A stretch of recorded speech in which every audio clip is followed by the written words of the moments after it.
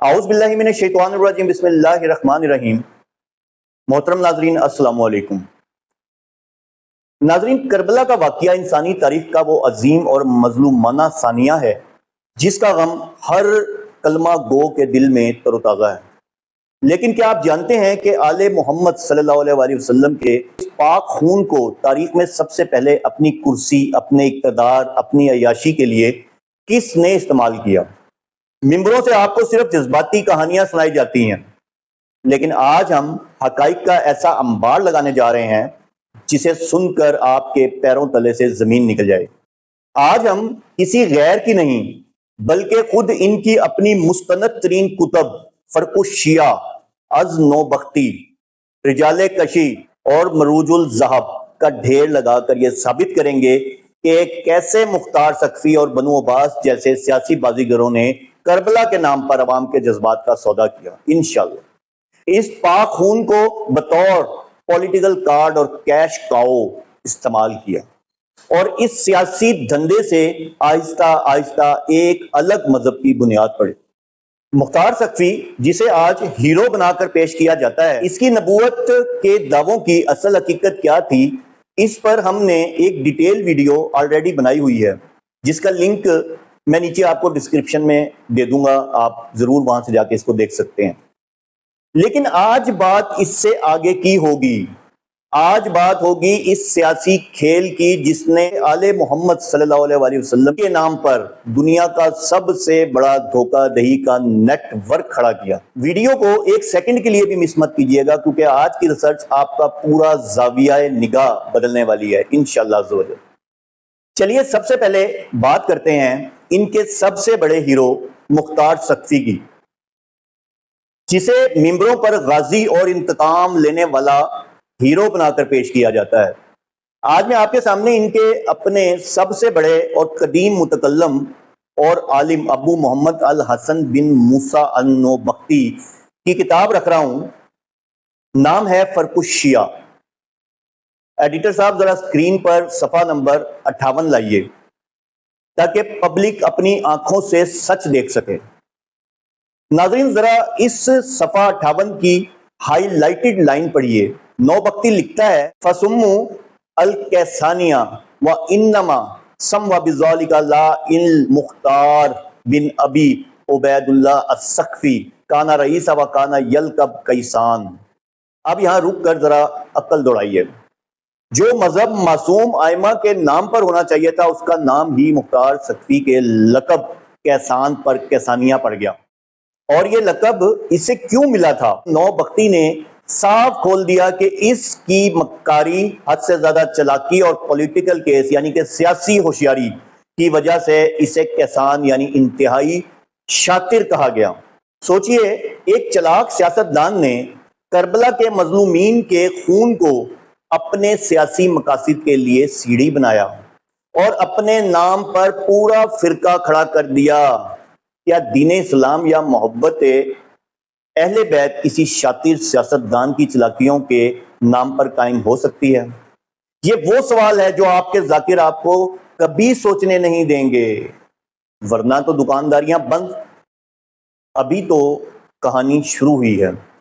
ناظرین اب جو اگلا دھماکہ میں کرنے جا رہا ہوں اللہ کے حکم سے، انشاءاللہ اسے سن کر آپ کے ہوش اڑ جائیں گے۔ ذرا اسی فرق الشیعہ کا صفحہ نمبر 63 اسکرین پر دیکھیے اور پبلک کو دکھائیں کہ مختار نے کوفہ کے معصوم اور جذباتی لوگوں کو اندھا کرنے کے لیے حضرت علی رضی اللہ عنہ کے بیٹے محمد بن حنفیہ کے نام کا سہارا لے کر کیا عقیدہ گڑھا۔ نوبختی کی ہائی لائٹڈ سطر پڑھیں وَأَنَّ الْحَسَنَ وَالْحُسَيْنَ انما خرج باذنہ ولو خرج بغیر اذنہ حلق وضلا۔ اور اس فرقے کا عقیدہ یہ تھا کہ حضرت حسن اور حضرت حسین رضی اللہ عنہ جو بھی کام کرتے تھے وہ اپنے بھائی محمد بن حنفیہ کی اجازت سے کرتے تھے، اور اگر وہ ان کی اجازت کے بغیر معاذ اللہ نکلتے تو ہلاک اور گمراہ ہو جاتے۔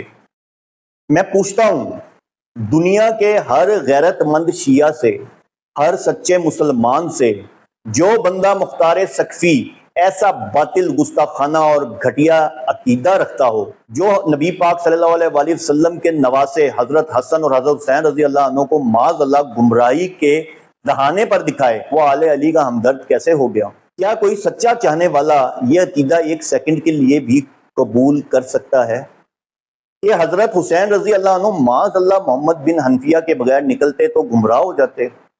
یہ ہے مختار سقفی کا اصل چہرہ۔ اس نے ائمہ معصومین کی منزلت کو گرایا تاکہ وہ اپنی سیاسی دکان چمکا سکے، لیکن افسوس آج اسی بندے کو ممبروں پر غازی بنا کر پیش کیا جاتا ہے اور عوام سبحان اللہ کے نعرے لگا رہی ہو۔ اب یہاں پر آپ کے ذاکر ایک بہت بڑا پولیٹیکل کارڈ کھیلتے ہیں۔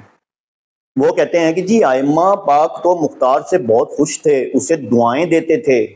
چلیے آج ان کے اس سب سے بڑے جھوٹ کا جنازہ بھی ان کی اپنی سب سے بڑی معتبر کتاب سے نکالتے ہیں انشاءاللہ، جس کا توڑ ان کے کسی بڑے سے بڑے علامہ کے پاس بھی نہیں ہے الحمدللہ۔ کتاب کا نام ہے رجال کشی اختیار معرفت الرجال۔ ایڈیٹر صاحب ذرا اسکرین پر صفحہ نمبر 97 اور 98 کا وہ بارود دکھائیے جس سے ان کا پورا بیانیہ راکھ بن جائے انشاءاللہ۔ یہ دیکھیے صفحہ 97 پر حضرت جعفر صادق رحمت اللہ علیہ کا صریح صاف اور مستند بیان موجود ہے۔ کان المختار یکذب علی علی بن الحسین علیہم السلام۔ مختار امام زین العابدین پر جھوٹ باندھتا تھا۔ بات یہاں بھی ختم نہیں ہوتی، اب آتے ہیں اس تاریخی سچائی پر جو یہ آپ سے چھپاتے ہیں۔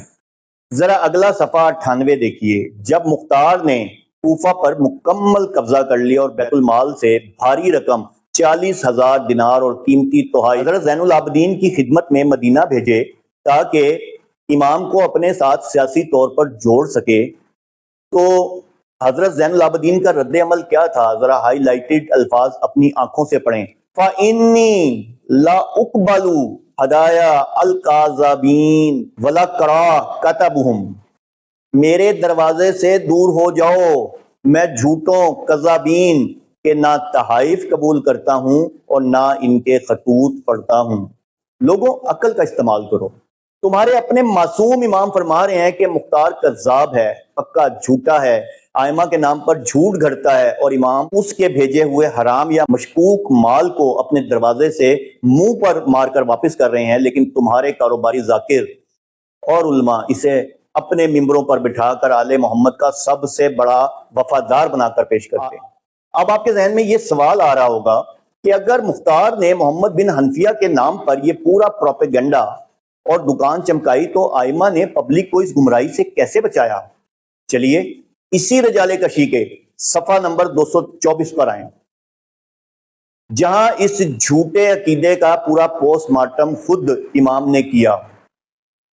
حیان السراج نامی ایک پکا کسانی مختار کا پیروکار حضرت جعفر صادق رحمت اللہ علیہ کے پاس آتا ہے اور وہی سیاسی عقیدہ دہراتا ہے کہ محمد بن حنفیہ مرے نہیں ہیں بلکہ وہ غائب ہیں، عیسیٰ کی طرح واپس آئیں گے اور وہی اصل مہدی ہیں۔ ذرا حضرت جعفر صادق کا وہ تگڑا جواب سنیں جو ان کے پورے عقیدے کی بنیادیں ہلا دیتا ہے۔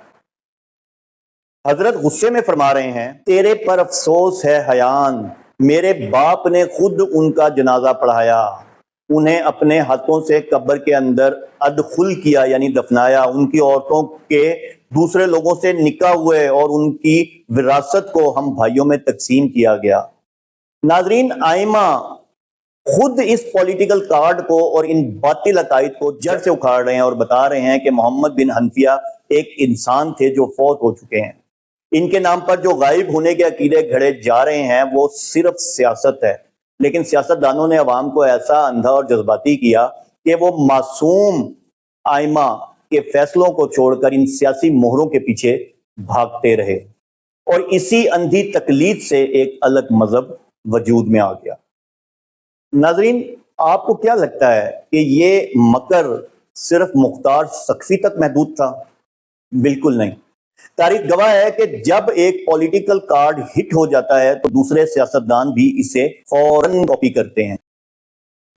ٹھیک یہی فارمولہ آگے چل کر بنو عباس نے کھلا۔ انہوں نے دیکھا کہ کوفہ، عراق اور ایران کی پولیٹکس میں اگر اقتدار چاہیے تو کربلا کے خون کا نام بیچنا سب سے نفع بخش اور آسان ترین سودا ہے۔ انہوں نے کالے کپڑے پہنے، اپنی داڑیاں بڑھائیں اور ایک بڑا ہی جادوئی نعرہ لگایا، الرضا من آل محمد، یعنی حکومت آل محمد میں سے کسی پسندیدہ شخصیت کا حق ہے۔ ہم تو صرف ان مظلوموں کا بدلہ لینے اور ان کا حق دلانے نکلے ہیں۔ اس جذباتی نعرے پر انہوں نے پورے کوفہ اور ایران کے سادہ لو شیعوں کو امویوں کے خلاف جنگ کی آگ میں ایندھن بنا کر جھونک دیا۔ اس مکر فریب اور بدترین دھوکے کی سب سے بڑی گواہی ان کے اپنے مسلمہ اور جلیل القدر مورخ مسعودی کی کتاب دیتی ہے، جس کا نام ہے مروج الذہب۔ ایڈیٹر صاحب ذرا جلد نمبر 3 صفحہ نمبر 225 اسکرین پر ماریے تاکہ دودھ کا دودھ اور پانی کا پانی ہو جائے۔ ناظرین ذرا اس مروج الذہب کے صفحہ 225 پر لکھی ہوئی اس سرخی کو غور سے دیکھیے، اول وزیر فی الدولہ العباسیہ، دولت عباسیہ کا پہلا وزیر۔ یہ بندہ کون تھا؟ اس کا نام تھا ابو سلمہ حفص بن سلیمان الخلال، اور آپ کو معلوم ہے کہ کوفہ کے جذباتی لوگ اسے محبت میں کیا کہتے تھے؟ اسے لقب دیا گیا تھا وزیر آل محمد۔ اللہ اکبر۔ اس ابو سلمہ خلال نے کربلا کے خون کا واسطہ دے کر اپنا تن من دھن اور رات دن ایک کر کے بنو عباس کو امویوں کی لاشوں پر گزار کر تخت پر بٹھایا۔ لیکن سیاست کتنی بے رحم اور غلیظ چیز ہے، ذرا اس کا نظارہ کیجئے۔ جیسے ہی عباسیوں کا کام نکل گیا اور خلیفہ صفحہ تخت پر بیٹھ گیا، انہوں نے اپنے اس سب سے بڑے مہرے کے ساتھ کیا کیا؟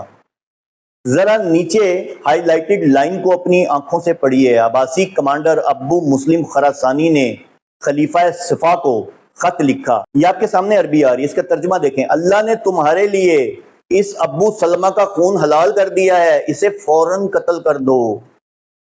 اگرچہ خلیفہ صفا نے شروع میں مصلحت کے تحت اعتراف کیا کہ اس نے ہمارے لیے اپنی جان خطرے میں ڈالی اور اپنا مال پانی کی طرح بہایا، لیکن اقتدار کے آگے احسان کی کیا اوقات۔ رات کے اندھیرے میں اسی وزیر آل محمد ابو سلمہ خلال کو عباسیوں نے ذبح کروا دیا۔ یعنی جیسے ہی اقتدار مل گیا، بیانیہ بدل گیا، نعرے ختم ہو گئے، اور جن ائمہ کے نام پر حکومت بنائی تھی انہی ائمہ کو عباسیوں نے جیلوں میں ڈال کر تڑپا تڑپا کر زہر دینا شروع کر دیا۔ حضرت موسیٰ کاظم اور حضرت جعفر صادق کے ساتھ عباسیوں نے جو کیا وہ اسی پولیٹیکل کارڈ کا دوسرا رخ تھا۔ ناظرین اب وقت آ گیا ہے کہ ہم جذبات کی اینک اتاریں اور عقل کے ناخون لیں۔ سچی، ننگی اور کڑوی حقیقت یہ ہے کہ کربلا کے پاک اور مظلوم خون کا اصل استعمال ان سیاسی بادشاہوں، باغیوں، قذابوں اور چلاک لیڈروں نے صرف اور صرف اپنے ذاتی اقتدار اور عیاشی کے لیے کیا۔ انہوں نے عوام کے پاکیزہ جذبات کو بیچا، اپنی سلطنتیں قائم کی اور اس سیاسی بیانیے اور پروپیگنڈے کو آہستہ آہستہ نسل در نسل منتقل کر کے ایک الگ مذہب کی شکل دے دی گئی۔ آج 1400 سال بعد بھی انہی ممبروں پر بیٹھ کر وہی صدیوں پرانا پولیٹیکل کارڈ اور کیش کاؤ کا فارمولہ بیچا جا رہا ہے تاکہ ان کاروباری ذاکروں، علماء، ان کی دکانیں چمکتی رہیں اور ان کا کاروبار چلتا رہے۔ اگر یہ کوئی سچا الہی یا ائمہ کا سچا مذہب ہوتا تو اس مذہب کے سب سے پہلے بانی اور ہیرو مختار سقفی پر ان کے اپنے معصوم ائمہ لعنت نہ بھیجتے، اس کے تحائف واپس نہ کرتے اور اسے کذاب نہ کہتے۔ حوالے میں نے آپ کے سامنے رکھ دیے ہیں، کتابیں آپ کی اپنی ہیں، اب فیصلہ آپ کی اپنی عقل اور ضمیر پر ہے کہ آپ نے معصوم امام کی ماننی ہے یا ان ممبروں کے سوداگروں کی۔ اپنے بھائی سید خرم سلیم جعفری کو اجازت دیجیے، والسلام۔